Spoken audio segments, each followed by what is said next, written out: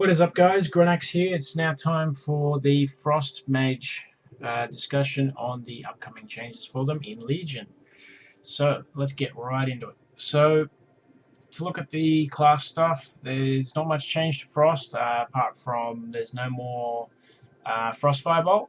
Instead, Brain Freeze will be having a 10% chance on your Frost Bolts to reset the cooldown on Frozen Orb. We no longer have Deep Freeze. That's pretty much it. So let's get straight into the talents. So first here we've got Rare Frost, 1 minute cooldown, 20-second channel, 40-yard range. Will deal slow the target for 30% and also deal 7,148% spell powers frost damage to the target over that 20 seconds. The damage dealt is increased the longer the Ray of Frost is channeled. So it's a 20-second channel. Likely people are going to interrupt it straight away. It's okay because there's going to be a way to circumvent this, at least in 1v1. So it can be quite interesting, especially if Ice Flows allows it, so that when you hit Ice Flows, this is now a cast on the, like a channel on the run. So if that's doable, this is going to be very interesting. Lonely Winter, get rid of your pet. Frostbolt, Ice Lance, and Frozen Orb will deal 10% more damage, and you gain the ability Freeze.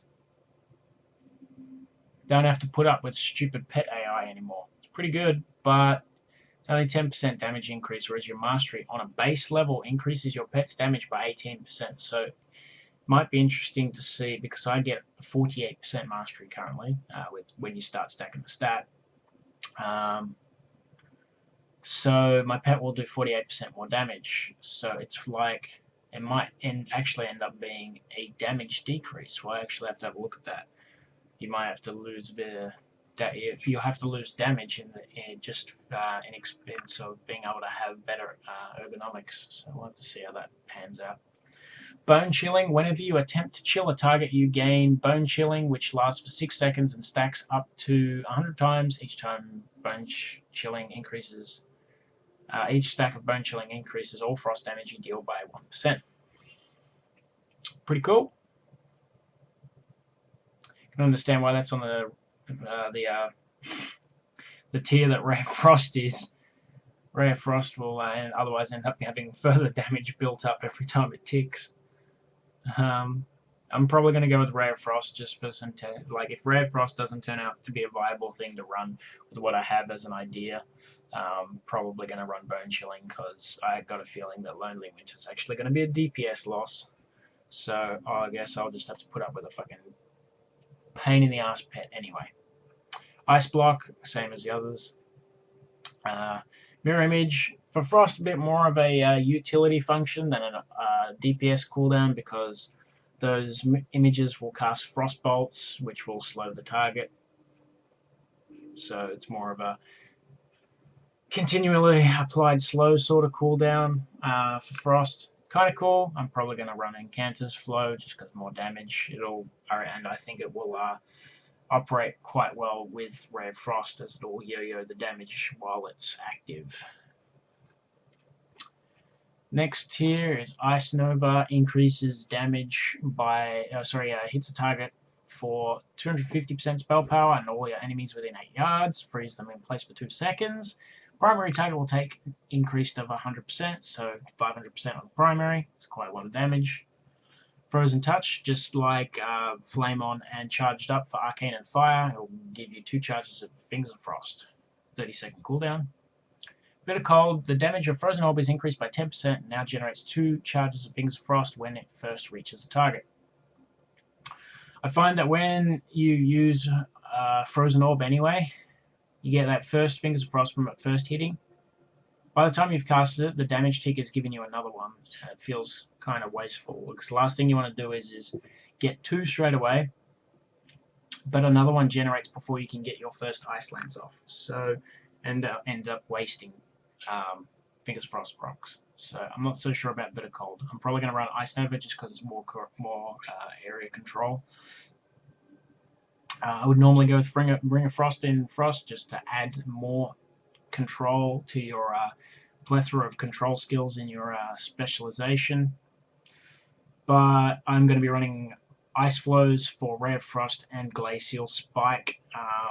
And if Rare Frost isn't viable, I'm probably going to run Ring of Frost instead of Ice Flows. But I want Ice Flows for the Rare Frost. Frost Bomb. So you place a Frost Bomb on the target for 12 seconds, and your Ice Lancers that benefit from Shatter will trigger the release of a wave of freezing ice, dealing 150% spell power frost damage to the target and 93% to targets within 10 yards of the target. So when you have Fingers of Frost, your Ice Lancers essentially count as if hitting a frozen target and getting their Shatter benefit. So the Ice Lancers will hit for their Shatter benefit, or when you get your Fingers of Frost, you put a Frost Bomb on the target, then you consume your Fingers of Frost, and those Ice Lancers will now do even more than what they were going to do. So this is a really good skill. Next, you've got Unstable Magic. So you got a 20% chance on every Frostbolt cast to do an additional 50% damage of your Frostbolt to the target, as well as that 50% amount to targets within 8 yards. So this is kind of cool because it does add to some of your area control, because when that does proc, the Frostbolt is going to hit those people within 8 yards and apply your 15-second Frostbolt slow to those targets as well. So this is also an interesting one. Arctic Gale increases damage by Blizzard by 30% and its area cover by 20%. It's okay. More PvE orientated or AoE cleaving builds. I'm thinking Frost Bomb, but with what I'm going to be running, I may or may not run Unstable Magic. We'll have to see. Probably Frost Bomb. Next tier, Thermal Void, still the same as always. When you cast Ice Lance, extends the duration of Icy Veins by 2 seconds. Glacial Spike, so it'll hurl a massive spike on a 3-second cast for 500% spell power, plus the damage stored in your icicles. Has to use 5 icicles. You have to build up to that. Also freezes the target in place for 4 seconds. Ice Lance will no longer be able to launch icicles though. It's not a big deal that they can't do that anymore. So I currently have about 48% mastery. So you're looking at, say, because I got memory in PvP combat without buffs, 8.5k spell power. So you're looking at 4k per spike. So you look at 5 spikes. Copy that. And then Glacial Spike at 500% plus spikes. Looking at about 62.9k. And a crit by 200%, because crits are actually 250%, but in PvP they've made them only 200%, so it's not too dumb against players.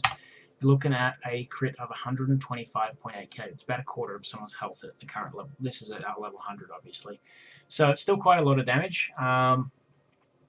So 125.8k. It's quite a nice amount of damage, and you'll probably be using this with your Ice Flows so you can stay mobile, because it is a long cast time.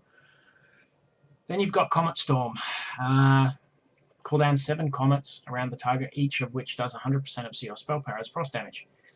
But if there's other targets around the target within 4 yards, it's going to bleed the damage out, so it's not going to hit as hard. It's really good for single target as opposed to AoE. It then bleeds off quite a lot. So against a single target, you're looking at 700% because there's 7 icicles. You're going to have, oops, 700%, and then crit.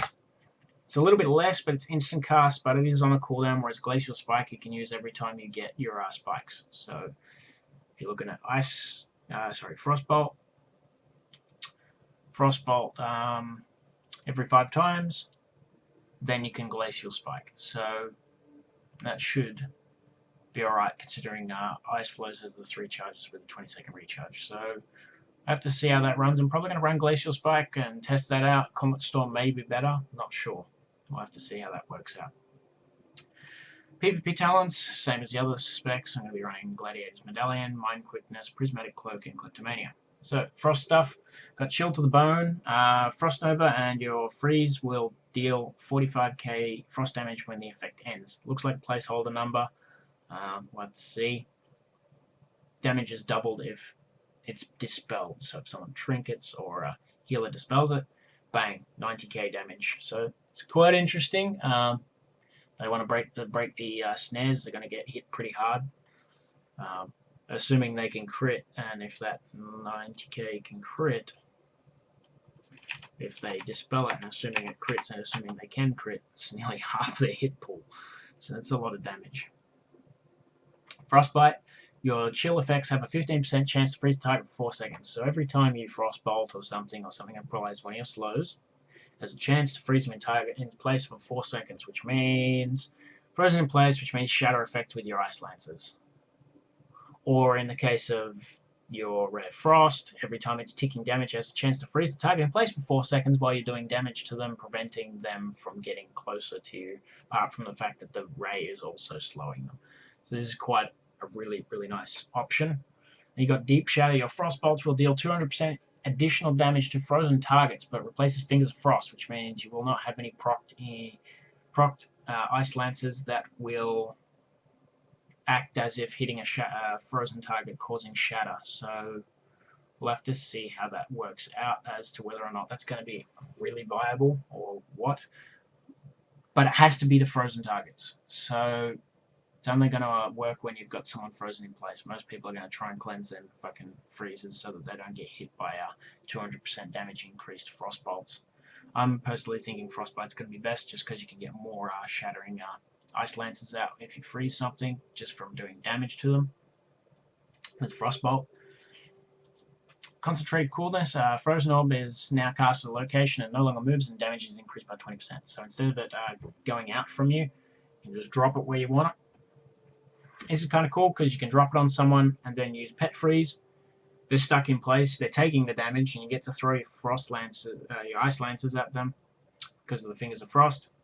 You can blink on top of them for when that snare wears off. You can Frost Nova, Ice Nova to keep them in the orb as long as possible so that the orb can do as much damage as it can for its duration, as well as giving you Fingers of Frost to keep punching off Ice Lancers. So this is a very interesting use for a burst combination.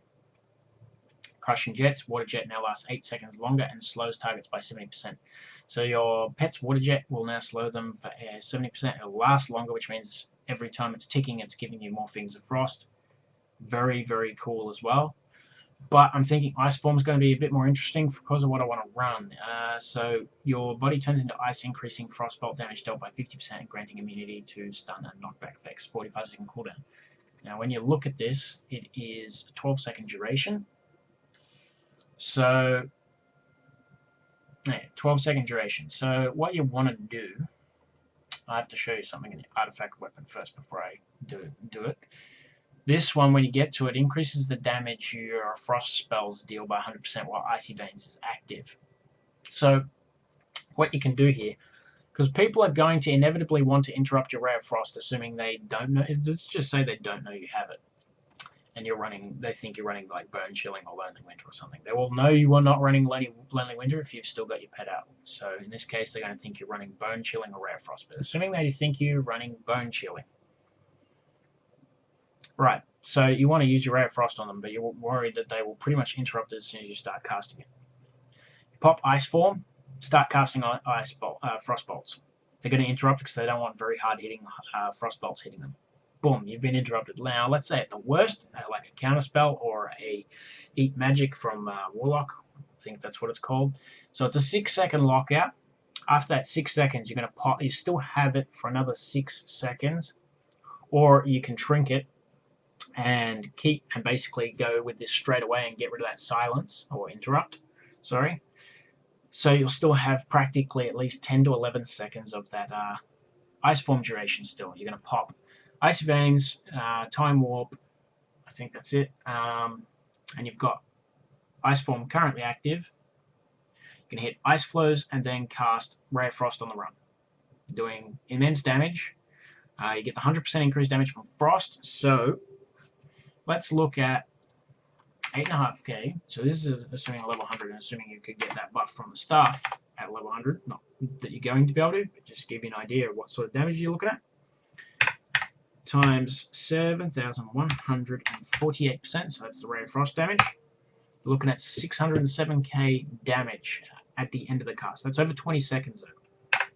Times 100%, so basically just going to double it. We're adding another 607 odd k damage. 1.2 non-crit. Now, if you look at then if it crits, 2.4 million damage. If every tick crits, not going to happen, but it gives you an idea of the maximum possible damage you can do with it. You're casting it on the run. Now, you've just been interrupted. You've trinketed it. Now, they can't interrupt it because it's on cooldown. They can't stun you because in ice form you're immune to stun, and ice flows protects you from being moved or knocked back, but the ice form it makes you immune to knockback effects anyway. But essentially they can't stop the cast because you got a thing that allows you to cast on the run. The only thing that can stop you is if they've got a silence or an interrupt, which they won't because it's on cooldown unless they're a blood elf and have arcane torrent and say blink in your face and then arcane torrent to interrupt it, as an example. So this is one way to make sure that you can get most of that damage off, and also to shorten the time that it takes to do that damage is where you're going to be using your Icy Veins and Time Warp. So that's 60% haste there already just from those two. Now let's just say you have 20% haste on base. That's 1.8.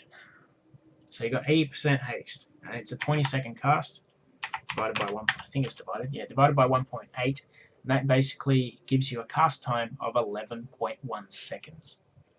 So you've almost halved the cast time on your Ray of Frost. So it will tick a shitload quicker and most likely kill them before that cast time even happens. So if you're looking at the two, let's just say 2.4 million, and I'll just say 11 seconds flat. Divided by 11.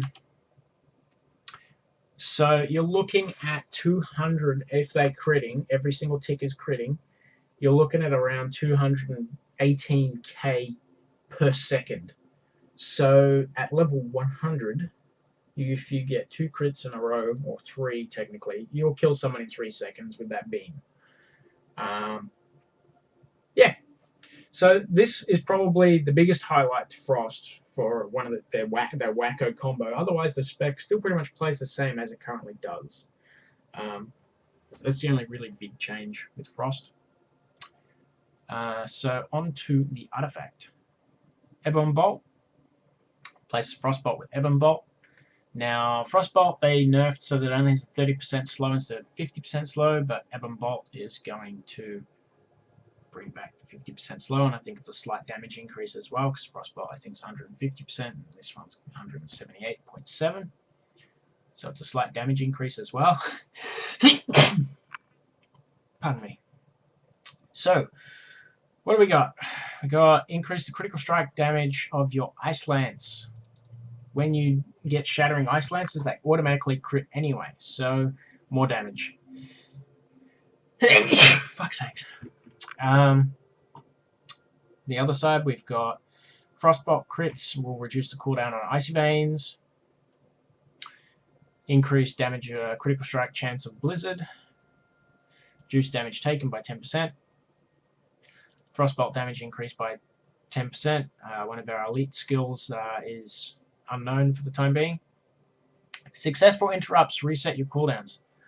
Now, is that when you interrupt or if someone interrupts you?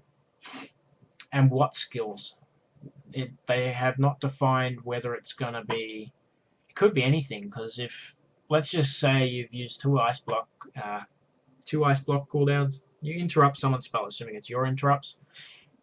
Is it going to put ice block off cooldown, that 5-minute cooldown, and then say 24 seconds later after the interrupt comes back, you do another interrupt, and you get your second charge back? Does that mean we get to have ridiculous amounts of ice blocks as Frost? Don't know. It's either... There needs to be something that stipulates what skills it affects, or if it's affecting everything, because at the moment that looks really, really just crazy.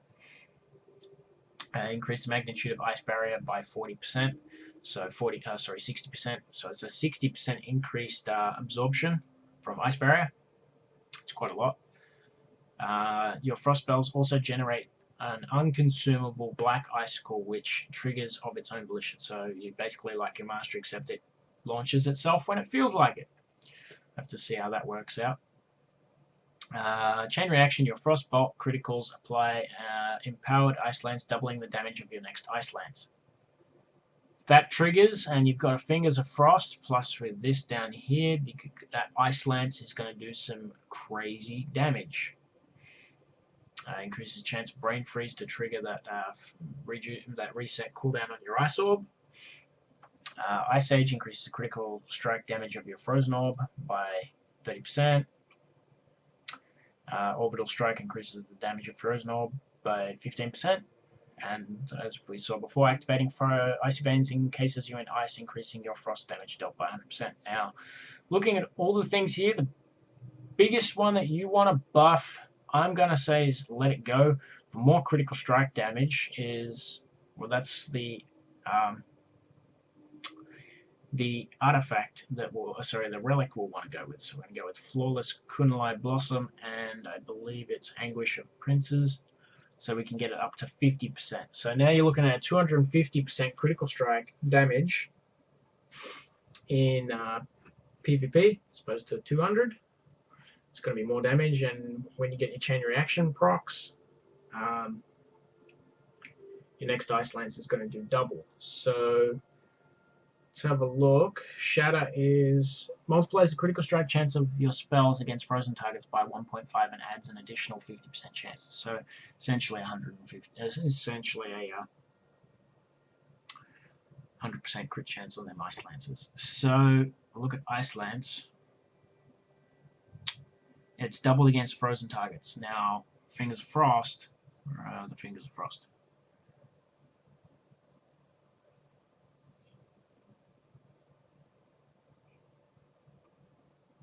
So basically treats the target as frozen with some additional damage. So you're looking at an Ice Lance that does 380% increase. So at Ice Lance, 50% of your spell power, so times 4.8.